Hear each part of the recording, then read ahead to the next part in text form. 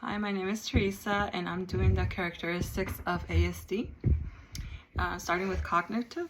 And cognitive in ASD, so children, 26 to 40% of young children with ASD also have intellectual disability.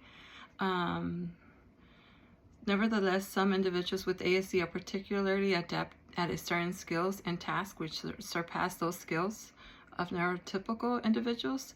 These special skills may include exceptional memory, math skills, artistic and musical ability, and the ability to focus intensely on something that interests the individual. So like, for example, with my students, a lot of them love like the ABCs, the numbers, the planets, animals. They're really into those, and like they have the ability to memorize like the whole planet system and how it works, and they love to color it. I mean, make it out of crayons, whatever, markers, even Play-Doh, chalk outside. So yeah, let's see, neurological characteristics. So the results, let me see, demonstrated that, environmental influences such as brain injury in the prenatal period could cause autism independently or combined with a genetic predisposition. So basically, the environment and genetics can play a factor when it comes to ASD. So, but they don't know.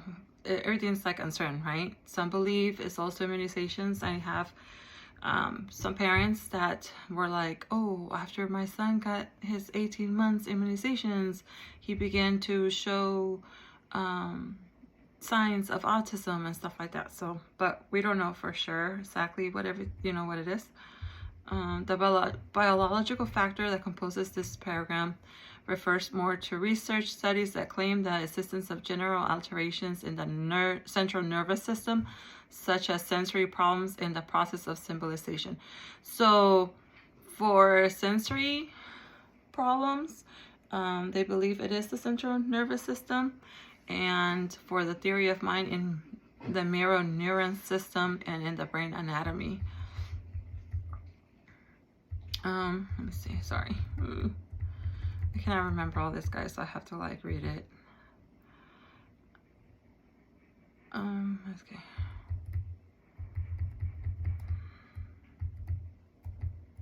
So for behavioral, problematic behavior patterns are often present, including self-injury, anxiety, compulsions, withdrawal, uncooperative behavior, aggression, and destruction of property. Also restricted repetitive patterns of behavior, interests or activities, flapping of hands, difficulty handling changes in routine, highly focused interests are those.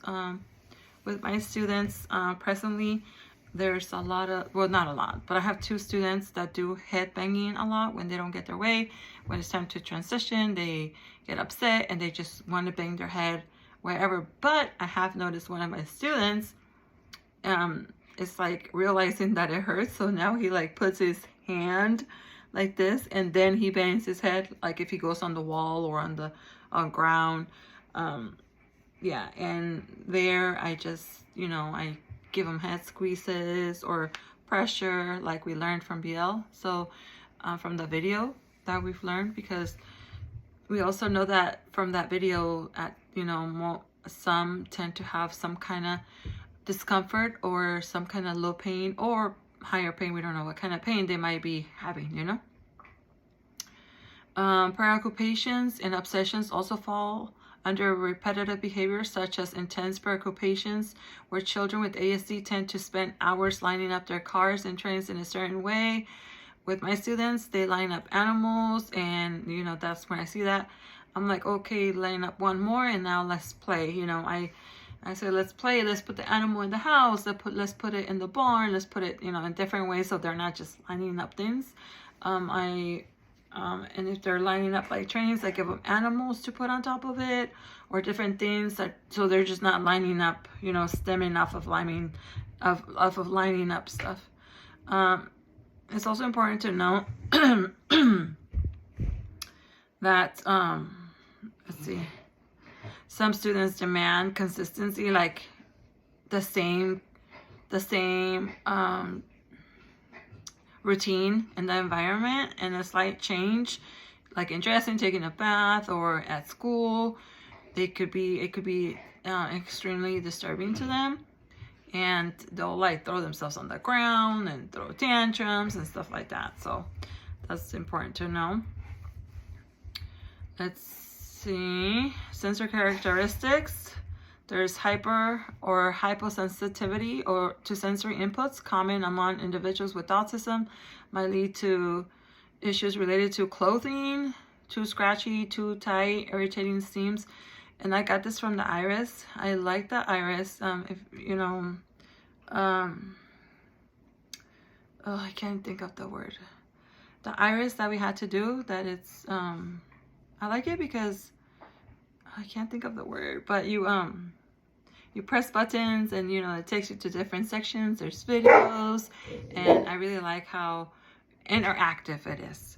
So, and also this is like the food, texture, temperature, consistency, noise, volume, pitch, unpredictable or inconsistent sounds. Let's see, the light, the touch, the paint, and paint, high. So it just depends on what, you know, they're feeling. Communication and language. Difficulty or delay in language development is a core characteristic associated with autism.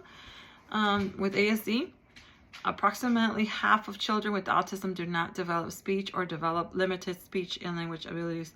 So I would just say, like, yeah, all of my students have speech and language services. So,